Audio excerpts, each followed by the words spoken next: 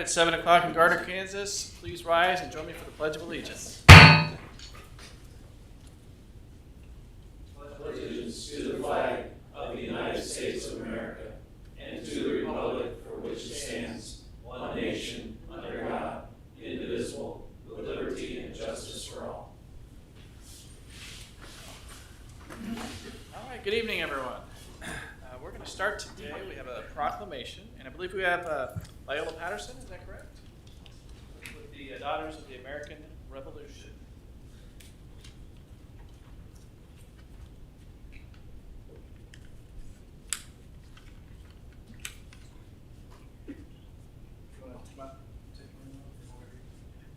Hi, welcome. Thank you for coming today. Okay. Whereas the Constitution of the United States of America, the guardian of our liberties, embodies the principles of limited government in a republic dedicated to rule by law, and whereas September 17th, 2024 marks the 237th anniversary of the framing of the Constitution of the United States of America by the Constitutional Convention, and whereas it is fitting and proper to accord official recognition to this magnificent document and its memorable anniversary, and to the patriotic celebrations which will commemorate it. And whereas Public Law 915 guarantees the issuing of a proclamation each year by the President of the United States of America, designating September 17th through 23rd as Constitution Week. Now, therefore, be it resolved that I, Todd Winters, Mayor of the City of Gardner, Kansas, do hereby proclaim the week of September 17th through 23rd as Constitution Week, and ask our citizens to reaffirm the ideals the framers of the Constitution had in 1787 by vigilantly protecting the freedoms guaranteed to us through this guardian of our liberties. Thank you so much for doing this for us. Absolutely. Do you want to say anything about the Daughters of the American Revolution? I just hate to put you on the spot. You know, we're a Gardner, our Gardner chapter that meets in Gardner the second Saturday of each month. If you're interested in your patriots, if you came from the Revolutionary War, you're welcome to get in contact us. We can give you to somebody who can help us find out if you belong to the patriots of the Revolutionary War. And you did you helped us with or did a presentation with was it on Veterans Day? We did the Vietnam Veterans Commemoration last March. We always help with the Greenway cleanup. So we appreciate you. Thank you. Try to do our part. Absolutely. I'll get with you guys holding it up. Yeah, we'll do it this way here. Perfect, I guess. Good, thank you. Thank you so much. You're welcome. Thank you.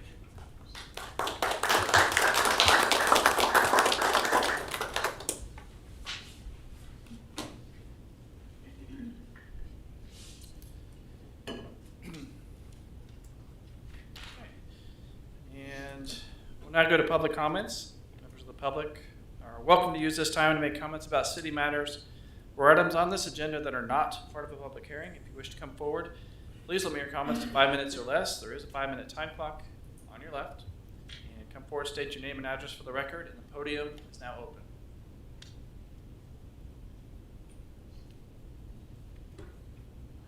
No one coming forward? We'll move to consent agenda. Is there an item on the consent agenda the council would like to remove? Yes, Mayor, there is items 3 and 4. Items 3 and 4. Any other items? Do I hear a motion for consent agenda items 1, 2, 5, and 6? So moved. Second. Motion Deaton, second McNair. We approve items 1, 2, 5, and 6 on the consent agenda. All in favor? Aye. All opposed? Abstain? Consent agenda items 1, 2, 5, and 6 pass. We'll move to consent agenda item number 3. Consider authorizing the execution of an agreement with JEO Consulting Group, Inc. to perform design and study services related to the production of a stormwater master plan. Councilman McNair. Yeah, I just wanted to know if this was something that could have been within the scope of the Public Works Department, because it's coming up with a master plan and a capital improvement plan. So there are various engineering disciplines that we don't have expertise in to this level. Stormwater management is one of those. Part of that has to do with the availability of software that's necessary to do hydrologic studies and things like that. we would have to acquire that and train somebody to do it. It's just one of those things that's, the less you do it, the less mastery you have of this kind of thing. Similar to why we don't do full engineering design. We just don't do it enough to be that great at it. So it's really just a matter of we don't have the expertise to zero in on the particular stormwater work. Yeah, I'd say I'm always in favor of in-house or not needing the consulting, but there are certain occasions, and this being one, where I feel it's much more efficient and cost effective. Okay, it's budgeted as well. I'm sorry. Is it budgeted as well? Yes, it was in the FY24 budget. Okay, that's all I had. Consent agenda item number 4, consider authorizing the city administrator to enter into a multi-year agreement with Axon for the purchase of Axon body-worn cameras. Oh, I'm sorry. I thought we were going to vote on for. Yeah. I'm just, all right. You can do them in a package. I'll do them in a package, okay. If we're okay, I'll proceed. Axon Taser 10 upgrade, Axon Air license, and support for drones. Axon interview room camera system for all interview rooms with GPD. Yes, I sir. had several questions, and hopefully Chief Alda can answer a lot of these. What was the difference? I know all we had was budgetary numbers from Motorola. Yeah, I understand they are the manufacturer supporter of the current equipment. Is that correct? Yes, you Okay. said what was the difference? And there was a $500,000 difference in the budgetary numbers from Motorola and the final numbers from Axon. What are we getting for that value? So the Motorola upgrade only upgrades our actual body-worn camera devices. So we're currently under Motorola, and our devices are, we received them in 2018, so they're at end of life. They're no longer being covered under warranty. So when we first started this project, we went to Motorola just to upgrade the devices. And that's when this project came in at, I believe, just a little over 300,000. Okay, so that was just to upgrade the current equipment that we have, not new body cams? It is to upgrade the body-worn cameras, but it doesn't upgrade the in-car cameras, which those are at end of life as well. And it doesn't upgrade the interview rooms. It doesn't have any, Motorola doesn't cover Taser, and also there's no drone package. Okay. And that, I'm not questioning whether we need new body cameras or any of that, or the squad units or the interrogation or interview rooms. I guess what I'm wanting to make sure of is that this has been sourced from as many places as we can and as competitively as we can.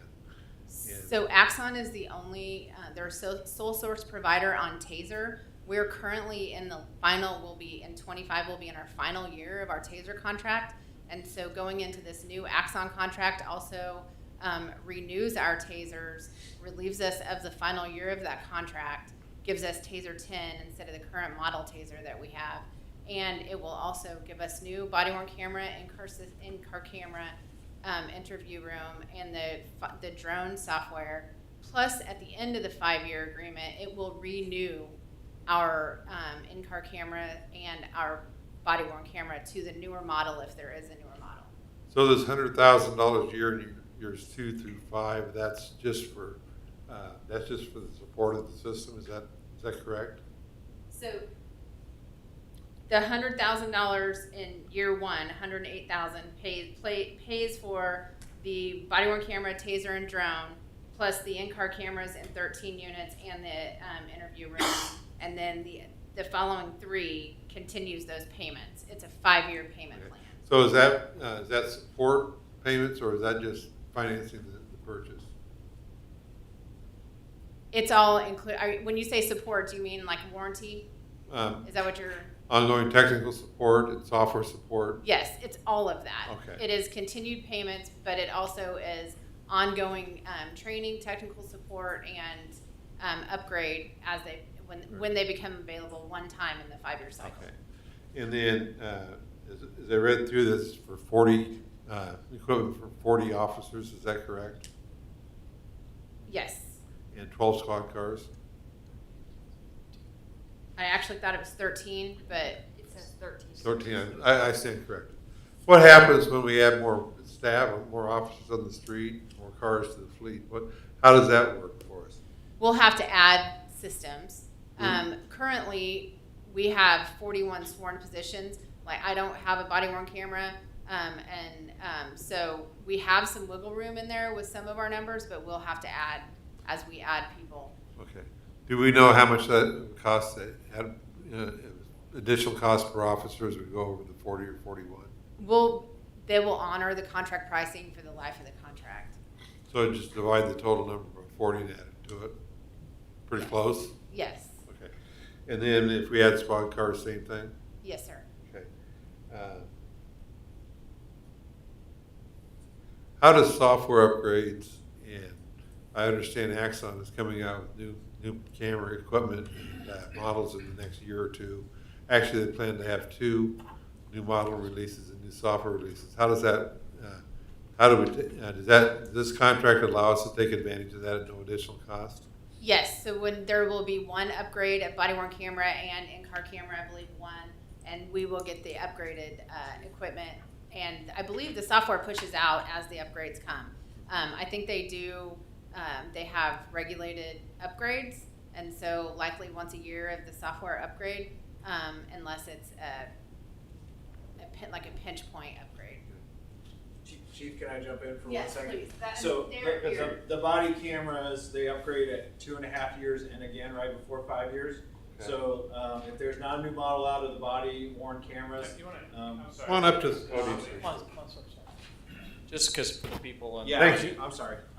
So watching at home. the body worn cameras, that upgrades twice at 2.5 years and again right before the expiration of the contract. If they have guaranteed us that if there's a new model available of the body worn cameras, we'll receive that. If not, we'll just get all new equipment because they do get kind of beat up over time.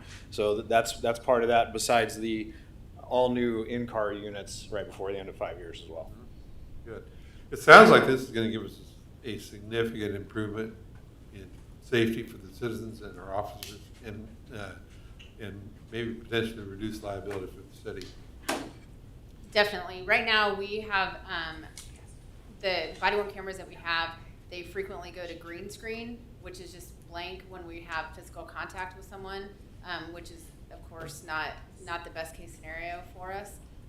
And the technology with Axon will allow us to talk to sister agencies that also have Axon, which there are many. Johnson County Sheriff's Department, Spring Hill, I believe Olathe, Lenexa all have Axon. So, for instance, when we had the car pursuit with the armed individual off I-35 and 183rd, the people that had Axon were able to pull up the GPS coordinates, and everybody that had Axon you could see on one map. You could not see us, we didn't have Axon, so that will help us be able to work with the neighboring agencies as well. So you're saying there's enhanced command and control? Yes, very much. Sounds like it's a good investment. Chief, I appreciate it. Captain, thank you for your help too. Thank That's you all I guys. had. Excellent. Any other questions on that consent? Is there a motion for consent agenda items 3 and 4? So moved. Second.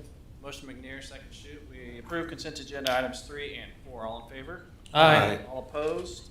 Abstained? Consent agenda items 3 and 4 pass. We'll move to planning and zoning consent. Would anyone like to discuss that item?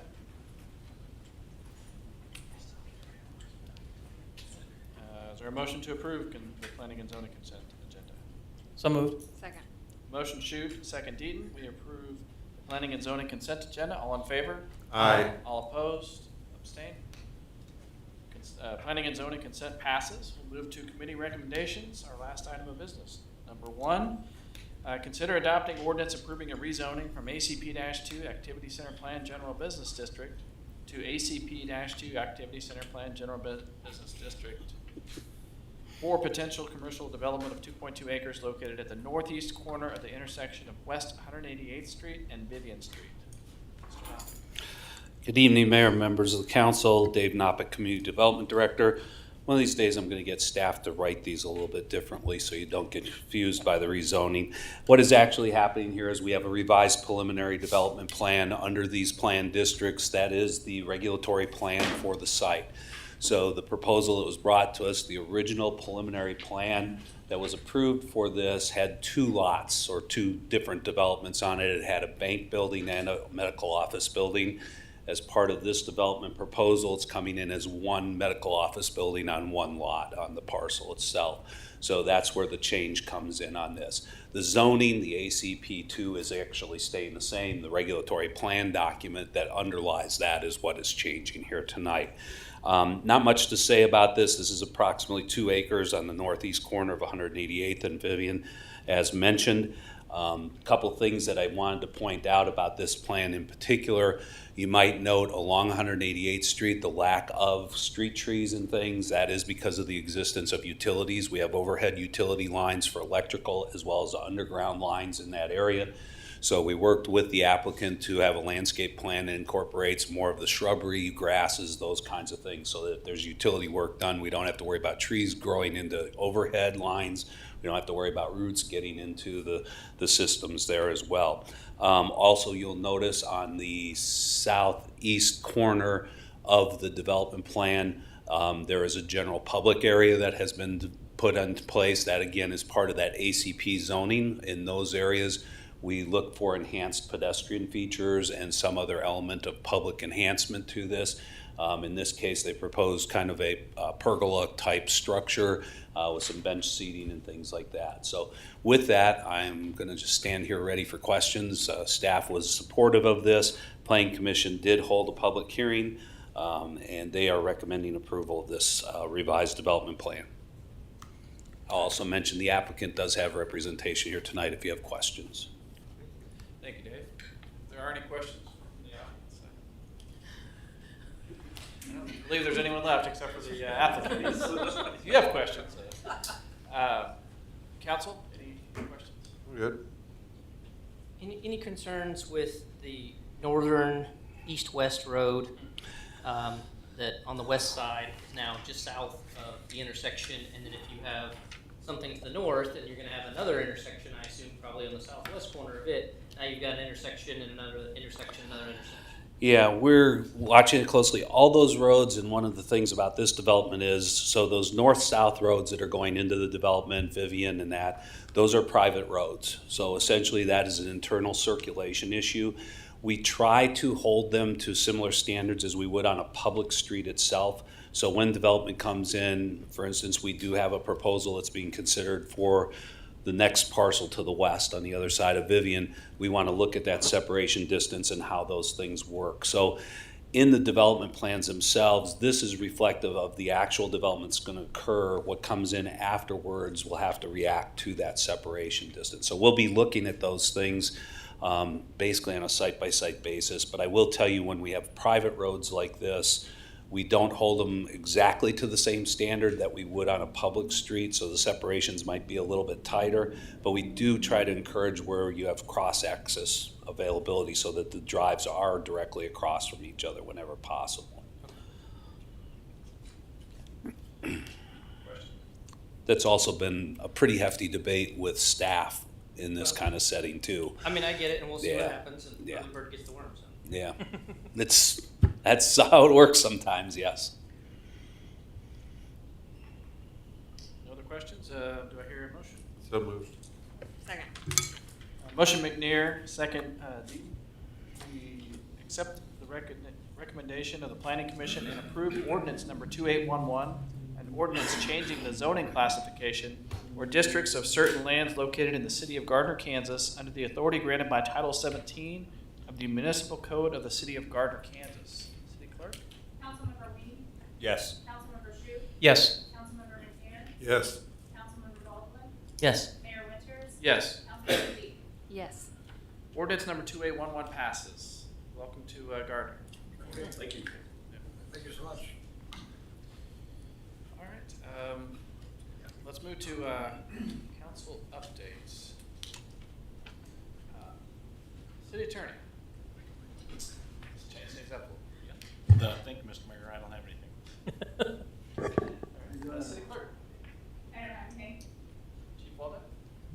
thank you for your support with the Axon. That will be a huge morale boost for our people and will be great for the department. Excellent. That's all I have. Guns, utilities. Nothing tonight? Jason, Parks and Rec. No, sir, nothing tonight. Dave, community development. Nothing for me. Mr. Headley. Believe Jim and I were going to talk a little bit about the Gardner Lake Dam that Okay. came up to a few of you. I don't know, Jim, did you want to discuss that first? Yeah, so all the council members received the letter from, it's kind of written like it was a nonprofit, but it's actually a group affiliated with the group that had approached us about taking over the lake. So they did an independent dam inspection and then turned it over to Department of Water Resources. Their inspection rated the dam at poor. We're required to do a dam inspection every 3 years. Ours rated it at fair. The reason that basically what it comes down to is there was an old pipe that connected to the water plant that they wanted removed or cleaned out or something that's neither required nor would it be a smart thing to do because it's built into the dam. So the Division of Water Resources, they're not paying attention to this. I mean, Olson did our dam inspection, and that's the one we're required to do. That's the one they're essentially required to take into consideration. So we have another dam inspection this year that I'm assuming Olson will. Yes, Olson will yeah, perform do as later this well. year. So we do have plans in place to take care of the issues with the riprap.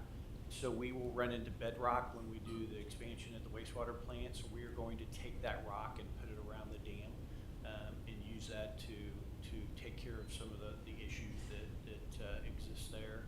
And then Kellen will talk about an opportunity that we have to address the issue with the spillway that I have an idea for funding. So actually, the state offered a $500,000 grant to go towards the spillway. The spillway is going to be about $750,000.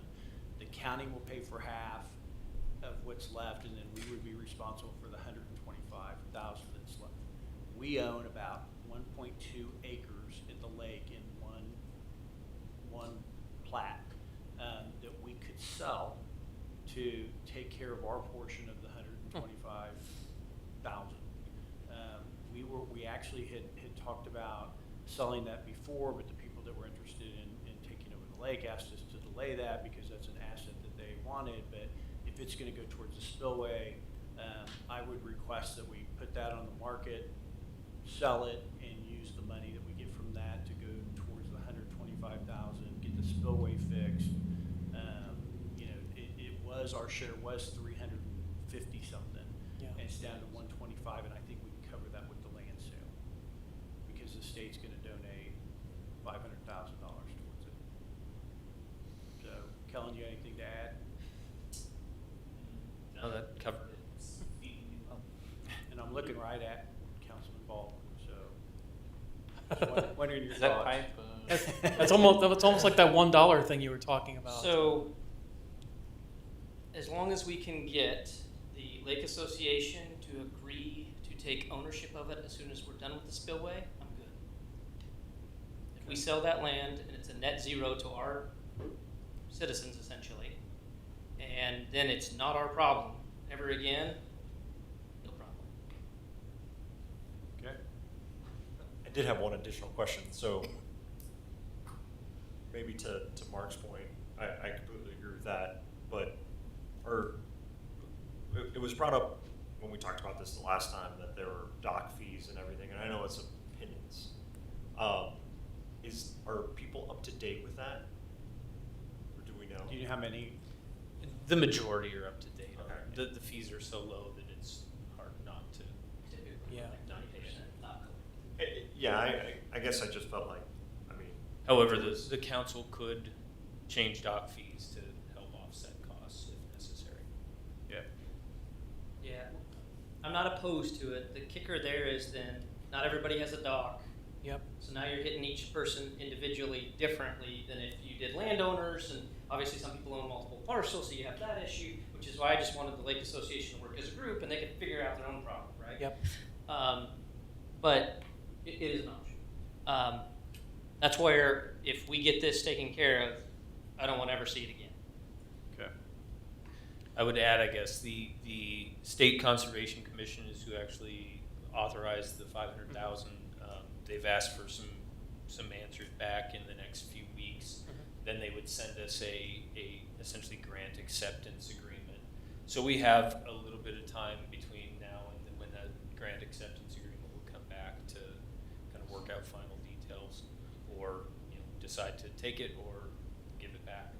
Yeah, if in that meantime we can have some conversations with the Lake Association. Sure. Yeah, I think we're planning to meet with them as well. Yes. They asked me, yeah. Yeah. Yeah, we don't expect a letter to talk about the dredging of the lake or anything else like that. Yeah. So let's say we get this done, and I'm all in favor of this. So that's that $1 solution you were talking about, Mark.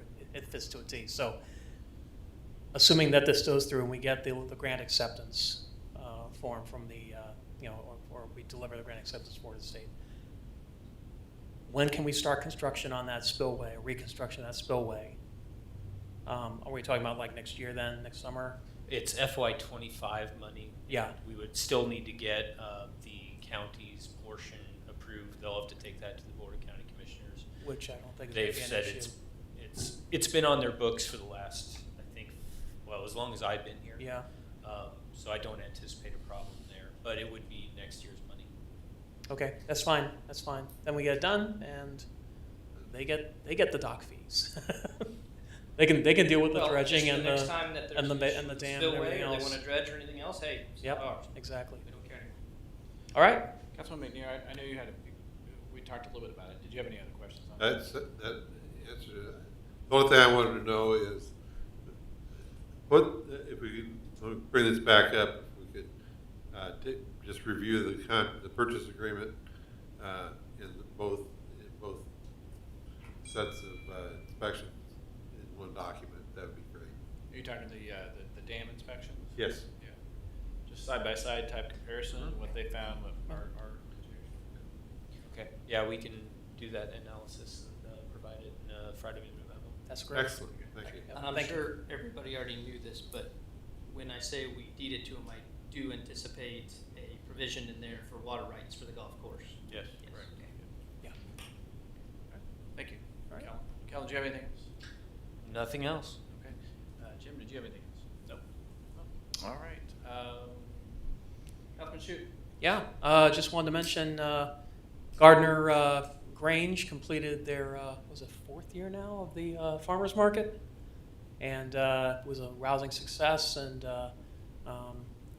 they appreciate that location. It's nice. It's kind of in the shade, and they were wondering when we would possibly be putting a farmers market pavilion up over by City Hall. I think that was one of the things that we had discussed way back when we were doing the destination downtown. So I think that it'd be good to kind of revisit that and see what we can do, what the what's it called, the art of the possible is on that.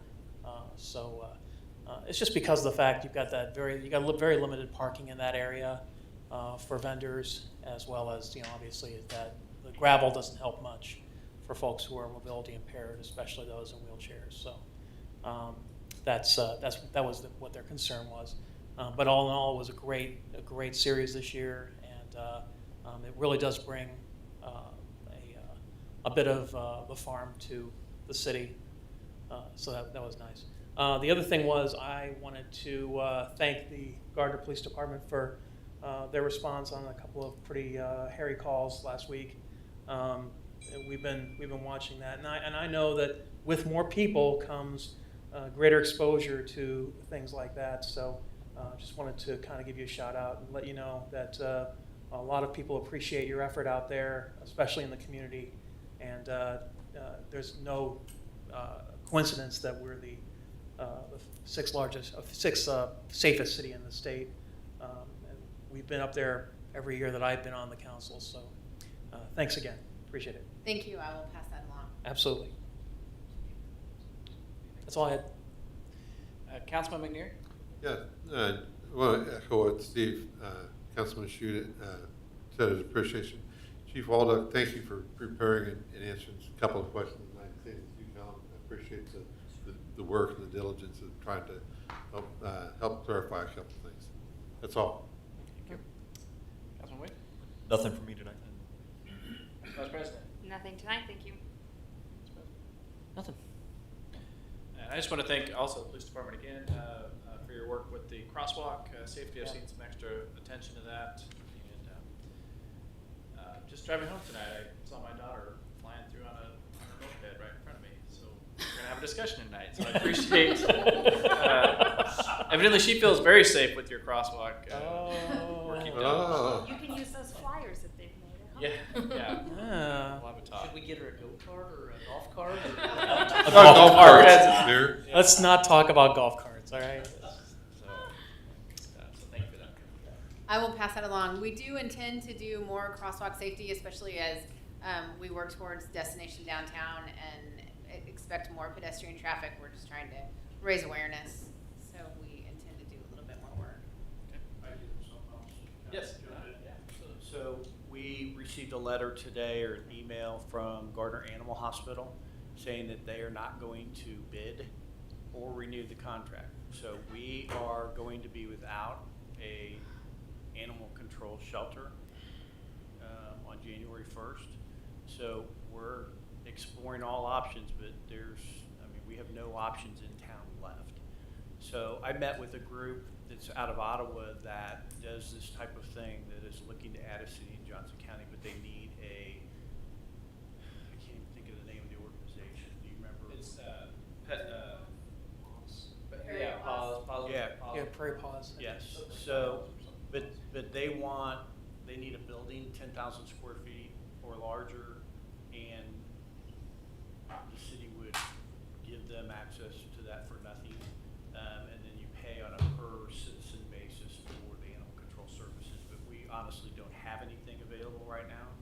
But we are, we're kind of in a quandary at this point, so we're gonna explore all options, but frankly, it may come down to the end of the year, we have no options. So we would not be able to offer animal control services like picking up animals if we have nowhere to take them. So we're gonna look out, as far as practical, to see if there's a place we can drop them off on an as-needed basis. But right now, there's nothing available to us. How many dogs do we take to Gardner a Over year? 300, not just dogs, but cats. Yeah. Other. I definitely think we should explore with the group you met with some options on that. We don't have any legal requirements for taking care of animal control, right? I didn't think so. What? Just- for bites, right? Yeah. We don't have to, The owner's responsible. they just have to impound them for 7 days. Is that right? The owner would have to impound for 7 days by state law? Oh, for a bite, for Yeah. possible Yeah. rabies? I'm just, biting is my only question. Yeah. I think an owner can You can, self-impound. you definitely can, I'm just not sure if you always can. I would have to check that, but you can definitely self-impound, I just don't know if you always can self-impound. I'd have to double check that. I mean, that's a good question, because if we come to December 31st and there are no options, are we against a law here? So I didn't think so, and I didn't figure we were, but I wanted to ask just to be on the safe side. it's like, heaven forbid we find a place that's like a 45-minute, and then we have our animal control driving back and forth. Yeah. No, it's not. Because I think we can probably do something with the Humane Society of Greater Kansas City, but it is a 45-minute drive. Yeah, and that's just not reasonable to ask. Any possibility that we could reach out to Olathe or somebody like that to see if we could So legal- I have reached out to Olathe, Yeah. and we are currently having an open RFP that closes tomorrow. So there is a chance we could get something in the Okay. RFP, but we sent the RFP, and I have talked to Olathe, Mhm. and they're going to build something in the future, but it's again where they want they want people in on the ground level. Of course, of course. And we've been talking about this since I got here in Yeah, 15. years. I mean, it's been, we tried to get the county to do something regionally and just nobody's interested. You know, Spring Hill actually wanted us to partner with them and take their animals over here. So they're facing the same issue in Spring Hill. Keep working on it. Is it a liability thing? Is that is that the main reason why these Service thing. service, just Quality of life. low, and also low staffing, I'm assuming, for some of these places too, right? Or just not enough space? What they're telling me is that it's not lucrative. I thought I misunderstood your question. I thought you were asking What, why no, we needed a to. liability. But yeah. they're telling me it's just not lucrative. They're not profitable. So if Spring Hill is going to partner with us, or is everybody else kind of having the same problem? Spring Hill or? So Yeah. when I talked to Spring Hill, they want to partner with us on what our animal services officer does, like actually sending them out, maybe on a per call basis. And then right now they're sending their impounded animals to an organization similar to Prairie Paws, and it might be Prairie Paws, I'm not sure.